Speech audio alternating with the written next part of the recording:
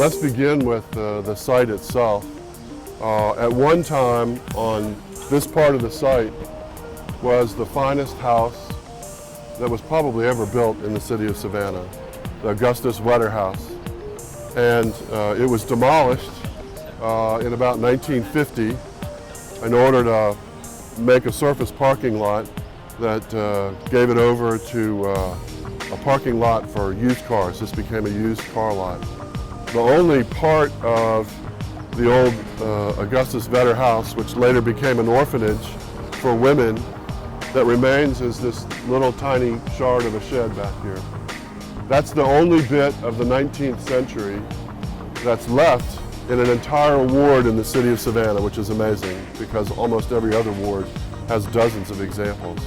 So we decided to keep that, and also to help remind everybody that originally this was a lane that went through here. There's been a lot of discussion lately about lanes. Well, the lane is completely preserved and restored, and it actually becomes the front entrance to the building, which we'll see on the other side. But I don't want anybody to think that the lane died. It did die actually in 1950. It was actually resurrected as part of this project. What I'm going to do is I'm going to walk us through what will be a park, about the same size as one of the city of Savannah's squares, around to the other side of the building so we can get to Montgomery Street, which is where the main entrance for most people is going to be. You'll also be able to go through here and get into the building, but the main entrance will be around on the other side. And as we go through, I'll try and explain to you a little bit about what you're likely to be able to see here in another couple, 3 months, okay? So this area, when it's all done, is all going to be green space. It's all going to be a park. It'll have trees, it'll have shade, it'll have lawns. It'll also have an outline, kind of a ghost remembrance of the old Augusta's Wetter House that's over there. And as I explained to you earlier, this is the only bit of that amazing building that's left from that building or even any part of the 19th century. So we decided to preserve that and keep it. It's going to be locked up at night, but it's a place where there could be outdoor venues. It's got power and so forth, so if there wants to be an event that's out here on the lawn, there's a place to do that. It's also approximately a scale model of the very large theater that we'll see at the end of the race.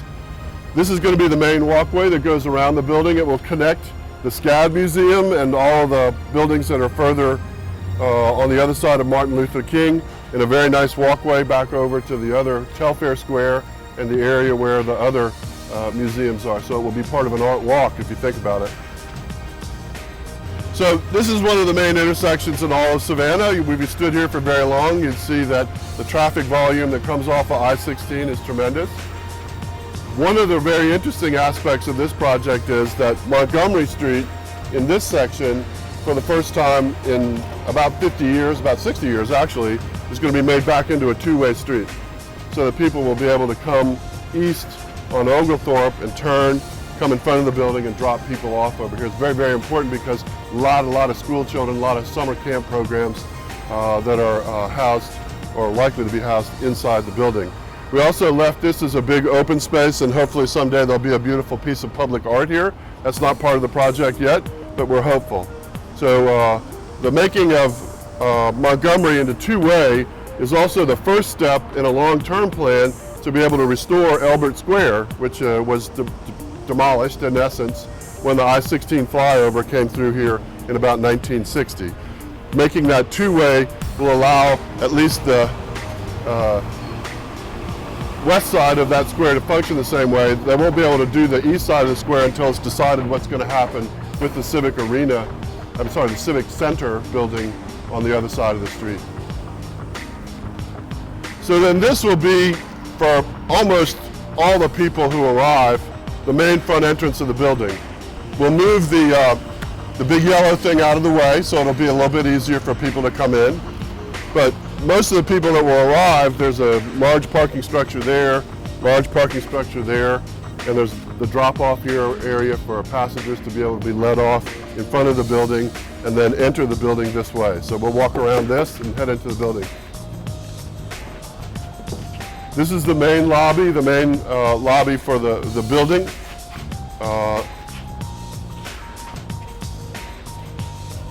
In In about 2 months, it's going to look a lot better, so I hope you'll come back. The building is basically divided into two wings. The south wing is devoted primarily to performance art, so we'll do that second. And then the north wing has the working studios that are going to be available for working artists. There's also, just around the corner to that side, a gallery for showing art that's produced within the building and for displays and so forth, but we'll get to that in a minute. Right now we're going to head over toward the working studios, and you'll be able to see that area that we just walked past on the outside, what it looks like from the inside. These are administrative areas. That'll be the main boardroom for the Cultural Arts Council and the Space Administration, but we're going to head down to the studios. So this is the first of the studios that we'll tour. This is one of two that are devoted to what I think of as fine art, to drawing and painting and those kinds of arts. And you can see we've got fantastic north light that comes into the spaces. The ceilings, there are no ceilings, the big high vaulted spaces. We looked at the building as being something that was vocational, and because we wanted to save enough money to be able to do a truly spectacular theater, you can see these are working spaces. These are, kind of semi-industrial in character. We hope they're curated industrial, but I mean, they're going to be making a mess in here. Let's be honest about it. That's kind of how art works. It's kind of a messy thing, and they'll be able to clean it up and do great things. Obviously, we'll have glass and so forth. These two are connected so that they could actually run classes that were double in size, but it has a big barn door that'll be in this area. These walls are set up to be able to receive casework, so there's built-ins. A lot of the studios have special provisions that are from up above. They're going to be well lit so that you can see it at night. And one of the things I like about it is as people stream by the thousands on Oglethorpe at night, they're going to be able to see, in the daytime too, but at night especially, back into the studios and see people working and be able to see that Savannah is in fact an arts community. When you go and look at the front of what I think of the front of City Hall that was designed about 110 years ago, there are two statues that are up there high up on the parapet, and those are the two muses of Savannah. One is art and the other is commerce. So those have been the most important factors in Savannah for us throughout our culture. And this building is the marriage of both. It's going to be about art, but it's also about learning how to use art in order to be able to make a living. So art and commerce embodied right here. This is the main corridor that connects all the studios.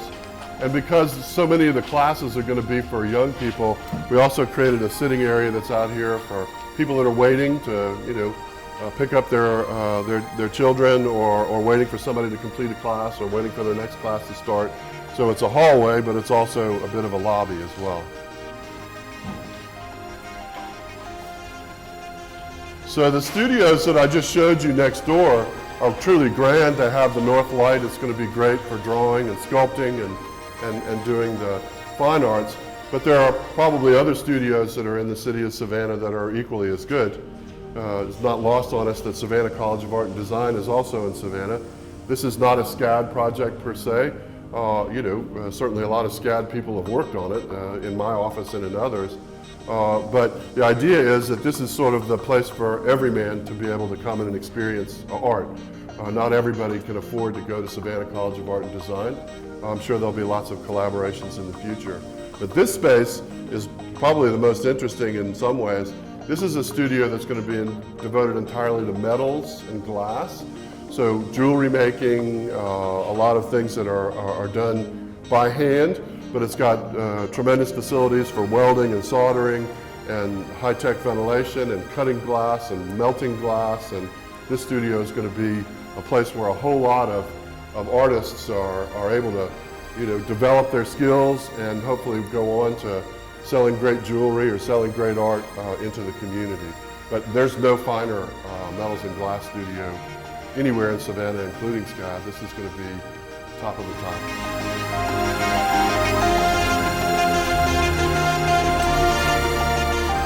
The fourth and fifth studios that are over here are devoted to clay.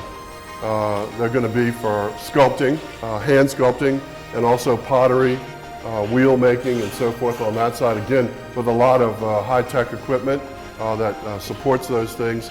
And just beyond here, there's an exterior area where the exterior kilns are going to be. There's an artistic process called raku that involves a special kind of glazing. But this is going to be a spectacularly good place for people that already know how to do this to learn how to get better at it. And people like me, I plan on coming here so I can just learn, you know. I need some therapy. I need to be able to do stuff where I can make something and experience it all in one day. I love these, but this is deferred gratification at its most. So these are the last of the two studios that we're going to tour that are for working artists. Do we have any questions about this? So this is the art gallery. I don't know if you've been to the existing Space Center, but they have some exhibition area that's there, and the quality of the artwork is sometimes very good, sometimes not as, but it's a very good space. This is much better. So the walls that you see that have the metal studs on them, those will all have a layer of plywood, and then the drywall will go on top of that, so that we've got great services to do hanging. There are also movable furniture for partitions, so you can set up the exhibitions in here. And the entire space over the top is going to have what's called a pipe grid. Basically pipes that are wired together like they're going to go over the main theater, so you can do almost anything with the lighting that's in here. In addition to being a great exhibition space, we've also got this set up so that it would be a great space to be able to have a party or an event in, so that you could actually have a catered event that came in here. There's a pantry that's off the back right here that also serves the concession stand that can serve directly into this space. So if you're planning, a reception, or you want to have that grand opening for a particular art event, this would be a great place for it. I'm going to walk you through the back of the house here, and we'll go to the other studio. Big storage room for the partitions and so forth.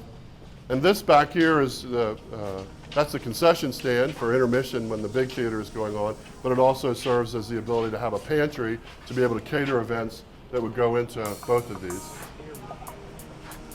And then I'm going to walk us over there because not all of us can get into this little vestibule. The next space that we're going to go into is the performance studio. Again, this is intended as an educational space, but it also double functions as a hybrid theater. Watch your step right here.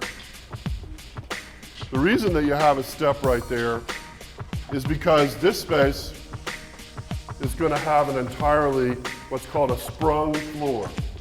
So it's a wood floor, but it's got a resilient structure underneath of it that's specifically set up for dance, I don't dance anymore, but when I did, I had to dance in a lot of gymnasiums with vinyl tile floors, and my feet hurt when I got done. So these dancers that are going to have the ability to work in here will have a sprung floor throughout. There'll be mirrors on these two walls. But also it's acoustically shaped, so we'll be able to pull curtains over top of the mirrors in order to shape the acoustics in the room. It's got acoustical panels that are on the walls. And again, you've got what's called a pipe grid that's up here. So you'll be able to hang lighting of any variety. This could also function. It's going to have a projection screen that's over there as like a theater space for around 125 people when it's set up like that. You can also pull all the chairs out here and dance, okay? That's why we made the glazing on the lower level here obscured, is we want people to dance, but we don't want to put on a show for everybody that's on the sidewalk. So we still have great daylight, but you'll also be able to have some measure of privacy when you're in here and doing that. Up here is another space that's important. It's a control booth. So all the sound and lighting has the ability to be mixed and controlled from up there with a control window. So this would be another great space. And it's also right off the pantry. So this would be another great space for a reception, another great space for an event, another great space for seminars, talks, movies. I can see film festivals, all kinds of things that will be able to be established right here. Okay? So this is the entrance to the small theater, the hybrid theater, the performance studio on this side. And it's also right next to the entrance off Turner Street. Turner Street will also have places to pull off for school buses to be able to queue up and let students embark and disembark, and also be able to drop off kids in other ways. So it's a secondary entrance, but it also is going to be something that's very convenient when large groups come to visit the building. This main lobby in this area is a corridor that connects everything, but it's also the intermission lobby, okay? So we're going to go into the theater in just a second, but at intermission you'd come back out into this space, and there's a concession stands over there on the other side of the rotunda where we were, to where the main restrooms are. There are also restrooms that are over here. Big monumental space. And we'll walk down here and then we'll walk into the main theater. I don't want to go in that way.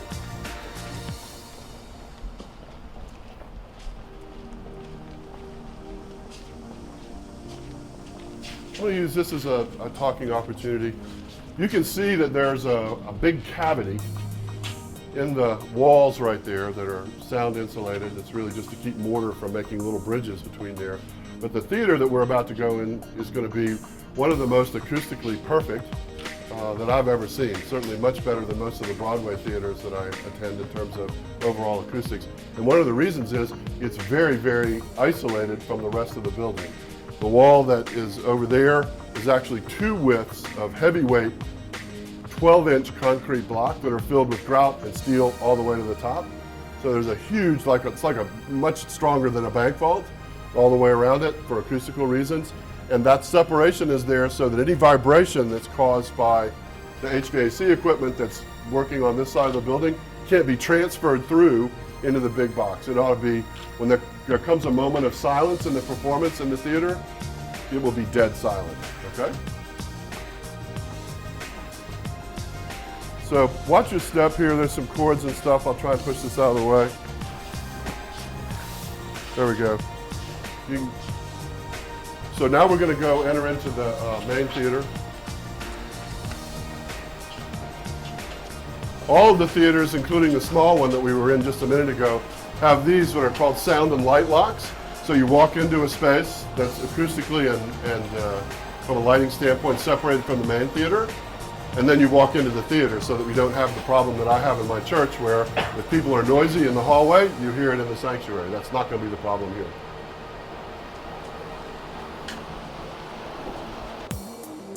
So now we're in the main theater, and I'm going to leave the fan on because it's hot in here right now. It's going to be very cool someday, very soon. So you're going to have to take my word about silence. That fan will not be running when they have a performance. But the stage area is to the back right there. There's a whole bunch of insulation on the floor right there, but if you look over here, you can see over here that there's a pit. So there are risers that go down. That gives the stage a lip along the front like an ordinary stage, but it also keeps the entire building, including the main stage, all on one level for ADA. So Americans with Disabilities Act, you'll be able to get, regardless of your condition, right up there onto the stage. 100% accessible. The upper level is also accessible due to an elevator that's off of the main lobby. So that will be your main stage. This area is going to be where the risers are that are, for the main theater seating. There'll be about 400 seats of very comfortable theater seating on this level, in this area. And a total of about 60 more overall, either in the pit or along three sides or both sides of the balcony up above. Again, the entire space will have pipe grid on it so you can set the lighting any way that you want to.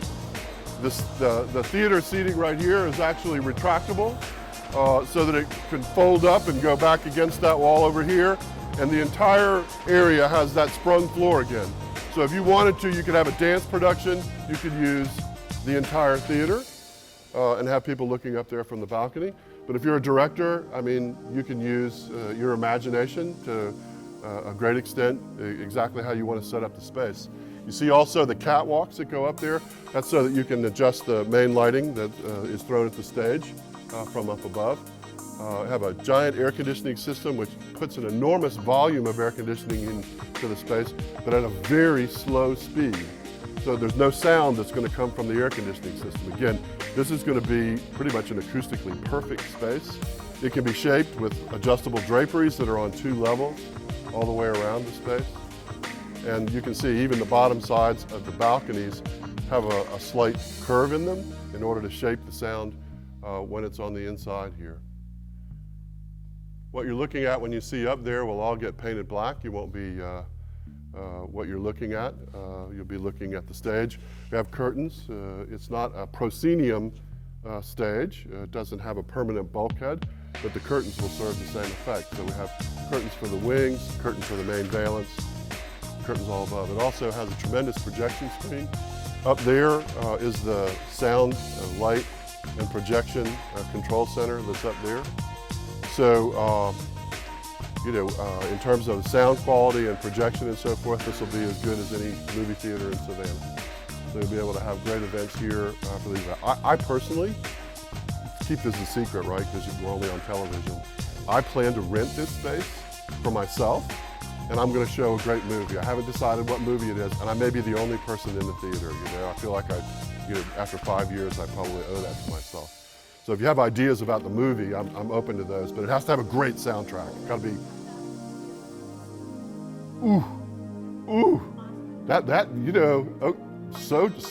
duly noted. That would be excellent. We'll see if the Steelers hold up their end of the bargain. That's it. So even above the sound and control areas, there's a platform up there for follow spots so that you can have the big spotlights and have them follow people around the stage. Another truly great place for whether it's a film festival or a theater event, TEDx talks. Everybody's sort of clamoring for the opportunity to be able to have events in here because it's in a sweet spot in terms of the size. It's much smaller than the Trustees Theater or the Lucas Theater, and also much, much smaller than the Johnny Mercer Theater, but there's not another theater that's in this range, not quite 500 seats, but 450, 460, depending on how you configure it on the inside, that's within the market. So we know that this is going to be a very, very popular space. This is about the size of most Broadway theaters in New York. The acoustics here are going to be much better than, okay?